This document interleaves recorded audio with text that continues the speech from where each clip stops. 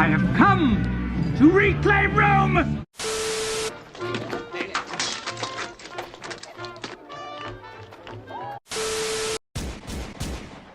Alright guys, so as promised, today we're going to do some image breakdowns for Megalopolis, the upcoming sci-fi epic film from the great Francis Ford Coppola. We have behind-the-scenes images, set photos, a title treatment, and a behind-the-scenes video from the set too. If you haven't already, check out our last two-part vid series, Everything We Know About Megalopolis. To check those out, just click this link right up here to catch up. We talked about release info, the insane cast of this movie, how Coppola has unbelievably financed his own $100 million sci-fi epic. Of course, we talked about the story, cast interviews, and much, much more.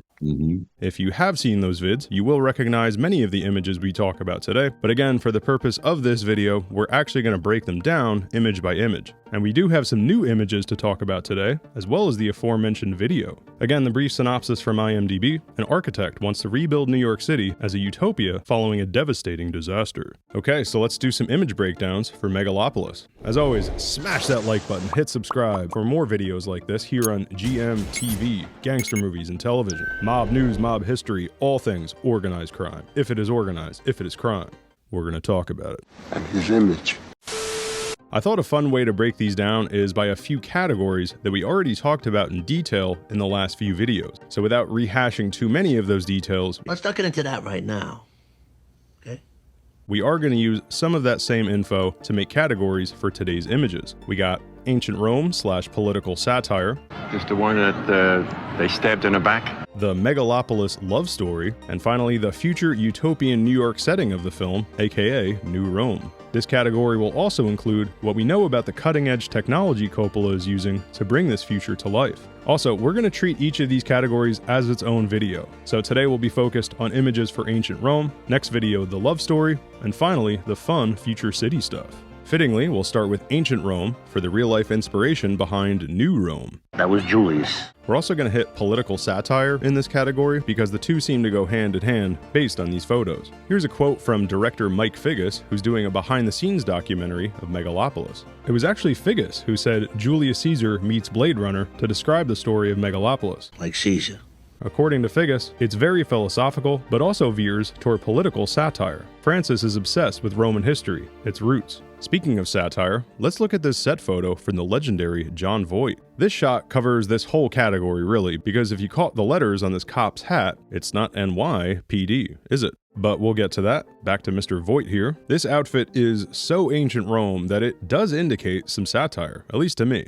You f***ing with me? It's so on the nose, where it almost has to be deliberate, hence satire. There's no way Coppola isn't self-aware of this outfit. Namely the classical Rome / Greek laurel wreath on his head. I mean, the gold leaf on the jacket and the requisite collar-free clothing we get in every future movie, that's one thing. The laurel wreath on his head? Okay, motherfucker! He was a maniac.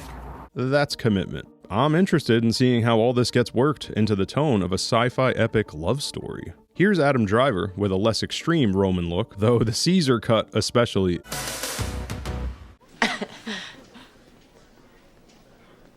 is so damn Roman. Also, when I personally first read the name New Rome, that too kind of made me cringe for a second. I gotta say, Again, that was just my own personal reaction, so maybe I'm alone in that reaction.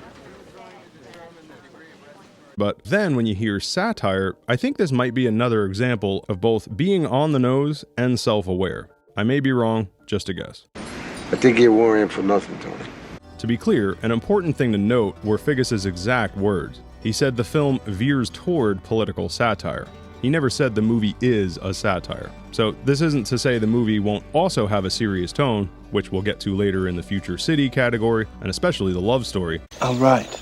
But the costuming in particular might be the biggest source of satire in the film. Regarding ancient Rome, this is from Coppola in a 2022 interview with GQ. I became interested in a little peculiar wrinkle in history known as the Catiline Conspiracy. The Catiline Conspiracy was a story of someone whose position was very classical and old, that the old traditions are good, versus someone who was more of a futurist and we should leap over the old ideas and into the new. And I thought, wouldn't it be interesting if you made a Roman epic but didn't set it in ancient Rome, set it in modern New York? A big New York story in which a Catiline and a Cicero, or the mayor and the architect, are at odds. Based on the set photos and also what we're about to cover for the love story, I'm assuming Adam Driver is the futurist architect, and either Jon Voight or another older actor is playing the mayor of New Rome. Voight does have NRPD right next to him here, which is possibly part of his mayoral security detail. Okay, motherfucker! We're going to come back to this Jon Voight photo as our transition to the love story section. But while we're still in ancient Rome, we first have to talk about another lady of Megalopolis, and that is Natalie Emmanuel's character. Do you have a name? This one's name is Masande, Your Grace. From the island of Nath. She is really fitting the bill for classical Rome/Greece with these outfits. Not to mention her lovely entourage here. I'm guessing Emmanuel's character hails from the traditional classical mayor's family, again the Ciceros, while Shia LaBeouf here, for example, looks almost entirely modern and futuristic. The gold pattern and coloring here evoke ancient Rome, but the costuming contrast is clear between a mostly traditional outfit and then this black leather top hat number here. It's possible these two characters will be yet another union of opposing philosophies for Megalopolis. Whether Coppola himself is a Thrones fan or not, how did a slave girl come to advise Daenerys Targaryen? This is such inspired casting for a character who's supposed to look like they're in the Roman Empire. I always thought of Essos, the part of the Thrones universe where Masande is from. All of us who came with her from Essos, we believe in her. Eastern Roman Empire, Westeros, Western world. So the second I saw Natalie Emmanuel wearing Roman-style clothing, I was like, perfect. You want to grow old in this place? We're going to come back to Shia's outfit in the Futurism video as well, but it's important to point out these contrasts in both segments. So here's the video we haven't yet covered, and it's not just Adam Driver we catch here. Look who's with him. Now this may really spice up that love story section, because maybe we're looking at a forbidden love triangle for Megalopolis. But I know what I'm going to say. You gotta do what you gotta do. Adam Driver, Emmanuel, and Aubrey Plaza. Or maybe a love square, since let's not forget Shia and his leather top hat. Who knows where that thing's gonna factor in? Alright, so back to the video here. First, let's stay on the topic of costuming, and then in the love section of the video, we'll get to what's actually going on in the scene. Again, a very Roman look for Emmanuel, with the gold headband, Driver maintaining the Caesar cut, and the gold pattern formal wear we see in this photo here. So it seems worth noting that while Adam Driver may represent the Catiline side of the Catiline conspiracy, there could also be some Cicero/traditional influence on his costuming, similar to what we saw with Shia, but not as futuristic, more of a mix aesthetically. And if he is the architect in the original Roman story, then he's also an aristocrat, which means he would likely be dressed formally, even though he's a futurist. So maybe a Caesar cut in a suit like this is just formal wear in the future.